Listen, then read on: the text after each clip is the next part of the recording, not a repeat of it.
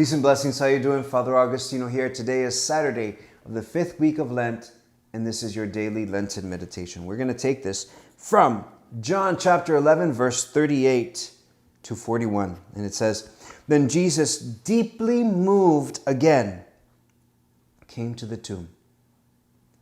It was a cave, and a stone lay upon it. Jesus said, 'Take away the stone.' Martha, the sister of the dead man, said to him, 'Lord, by this time there will be an odor, for he has been dead 4 days.' Jesus said to her, 'Did I not tell you that if you would believe, you would see the glory of God?' So they took away the stone, and Jesus lifted up his eyes and said, 'Father, I thank thee that thou hast heard me.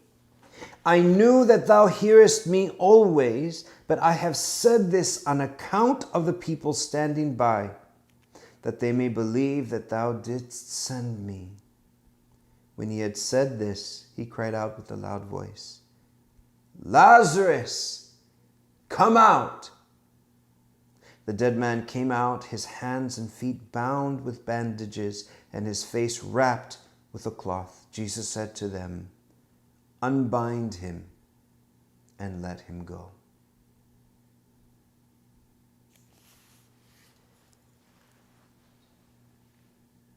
Put yourself for a second in the situation of Martha, a man who you just had a conversation with about the death of your brother and the curious topic of the resurrection, just asked you to remove the stone and open up the tomb of your brother. Now, most of us would say that that is absolutely out of the question.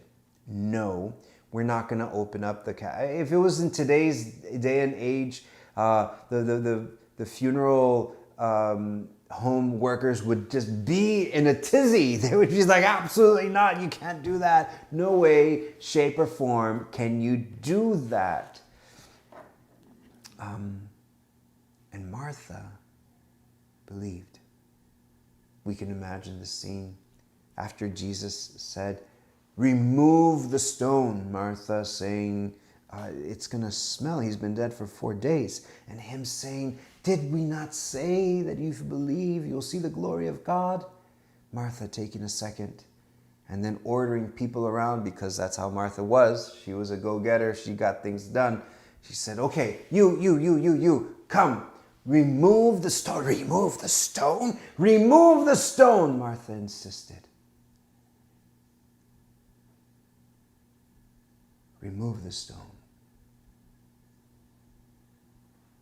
What's the stone that the Lord is asking you to remove in these days of trial, these days of frustration, these days of uncertainty, these days of fear, these days of loss? Remove the stone. Remove the stone, because whether we realize it or not, there are things that we have buried. And maybe it's not a bad thing. When we confess something in our past, it's confessed and it's done. We're free. We're forgiven. Amen. I believe in God's mercy.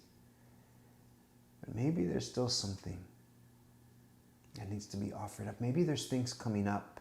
I'm speaking to a young woman who is in her mid to late 20s. And she's working in a hospital, and she said that, through all this, I'm getting memories of things like people in my past. And I said, "Okay, what's there? Is there more there?" And perhaps it's because all of us are being confronted with a thought that we know subconsciously is there, but it's becoming more apparent. Death.